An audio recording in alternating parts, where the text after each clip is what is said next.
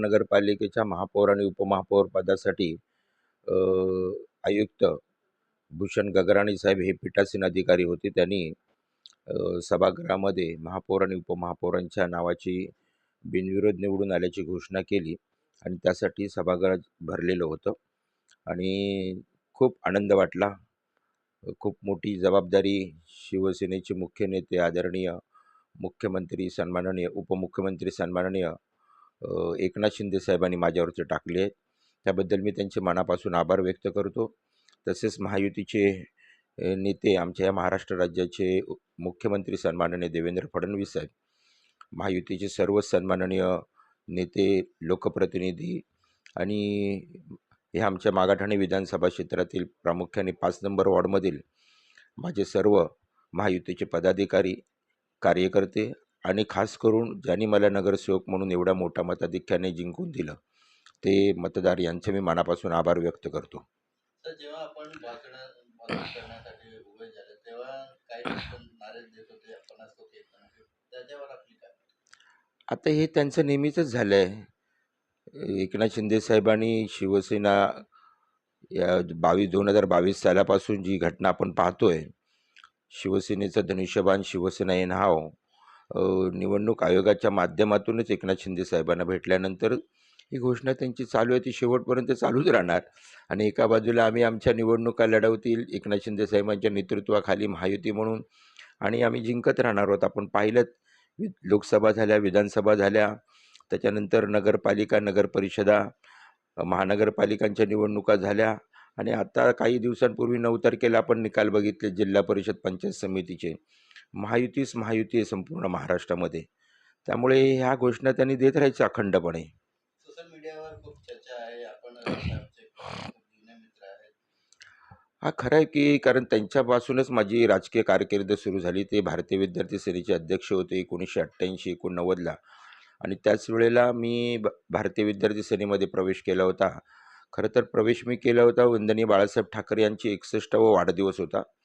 त्यांचं भाषण मी षण्मुखानंद हॉलमध्ये प्रथम ऐकलं आणि त्याला भारावून आणि प्रभावित होऊन मी कसं काम करायचं, कुठे काम करायचं, आणि नेमकं त्यावेळेला भारतीय विद्यार्थी सेनेचे आमचे दिवंगत मित्र शरद सावंत हे आमच्या सिद्धार्थ महाविद्यालयामध्ये आले होते आणि त्यांची ओळख प्रवीण दरेकर आणि आम्ही करून घेतली आणि आम्ही त्यांच्या माध्यमातून भारतीय विद्यार्थी सेनेमध्ये काम करू लागलो. सिद्धार्थ महाविद्यालयाचं युनिट स्थापन केलं, निवडणुका लढवल्या. मी 1988-89ला पहिली निवडणूक लढवली SY BCOMमध्ये क्लास रिप्रेझेंटेटिव्हची, युनिव्हर्सिटी रिप्रेझेंटेटिव्हची. TYला लढवली, MCOM पार्ट फर्स्टला लढवली, MCOM पार्ट सेकंडला लढवली आणि 1990-91ला मुंबई विद्यापीठाच्या स्टुडंट काउन्सिलचा अध्यक्ष माननीय राजसाहेबांच्या नेतृत्वाखाली ती एकमेव आम्ही निवडणूक लढवली, ती जिंकलो होतो, सिनेट मेंबर झालो होतो.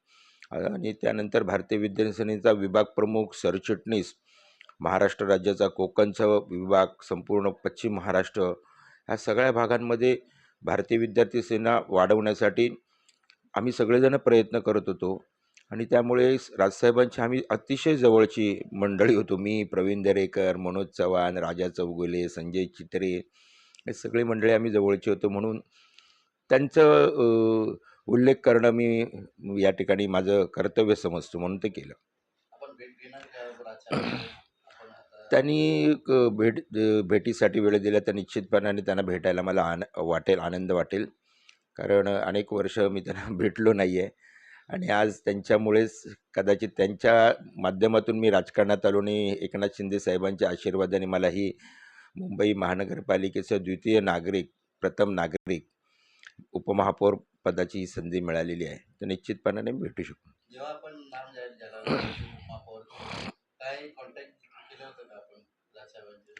नाही, मी नाही कॉन्टॅक्ट केला, पण अनेक पक्षातील लोकप्रतिनिधींचे, पदाधिकाऱ्यांचे अभिनंदनासाठी फोन आले. कारण 38 वर्ष मी राजकारणामध्ये काम करतो आहे. शिवसेनेमध्ये, त्यानंतर मनसेमध्ये, त्यानंतर आता 13 एप्रिलला मी एकनाथ शिंदे साहेबांच्या नेतृत्वाखाली शिवसेनेत काम करतो आहे. त्यामुळे अनेक मंडळींच्या प्रचारासाठी मी भाषणं केली आहेत, फिरलो आहे, सगळं केलं. त्यामुळे अनेक माझे मित्र आहेत, अनेक ओळखीचे लोक आहेत. परभणीमध्ये जे शिवसेना युनिटी महापौर केला आहे त्याच्याबद्दल आपली काय? आता हा त्यांच्या पक्षाचा विषय आहे.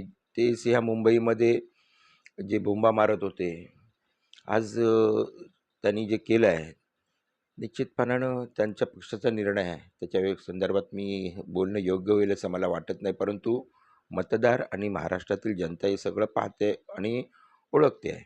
वारंवार हिंदूचे नारे देत होते पण महापौर मुस्लिम केला त्याच्यावर काय? नाही, शिवसेनेने हिंदुत्व सोडलं याचं हे उदाहरण आहे. म्हणजे शिवसेना उभाटाने हे याचं उदाहरण आहे. आणि ह्या अशा सगळ्या गोष्टींमुळेच त्यांची जी आज राजकारणात पिछेहाट होते आहे, त्याला कारण ह्याच गोष्टी आहेत. धरसोड वृत्ती जी आहे ती आहे. सर मुंबई आज शेवटचा सवाल आहे तर मुंबईमध्ये पहिल्यांदा शिवसेनाचे महापौर नाही तर त्याच्यावर काय काय काय? नाही, शिवसेनेचा महापौर नाही आहे खरं आहे. उद्धव बाळासाहेब ठाकरे या पक्षाचा नाही आहे. परंतु शिवसेना शिंदेसाहेबांच्या जो बाळासाहेबांच्या विचारधारेवरती चाललेला पक्ष आहे, जो शिंदेसाहेबांच्या नेतृत्वाखाली काम करतो आहे, त्यांच्या युतीबरोबर भारतीय जनता पार्टीच्या युतीबरोबर आम्ही काम करतो आहे. तर भारतीय जनता पार्टीचा म्हणजे महायुतीचा या ठिकाणी महापौर बसला आहे. बाळासाहेबांनी ही महायुतीची निर्मिती केली होती. ती नैसर्गिक महायुती जी आहे भारतीय जनता पार्टी आणि शिवसेनेची, ती आजही अबाधित आहे. जी गोपीनाथ मुंडे साहेब, अटल बिहारी वाजपेयी, प्रमोद महाजन म्हणा, अडवाणीजी आहेत, ह्या सगळ्यांनी मिळून केलेली ही युती आहे, ही अजून आहेच. तिचीच आज महायुतीची आज महाराष्ट्र राज्यामध्ये सत्ता आहे. NDAची सत्ता केंद्रामध्ये आहे आणि मतदारांनी देखील मुंबई शहरावरती महायुतीचंच या ठिकाणी सत्ता त्यांच्या हातात दिली.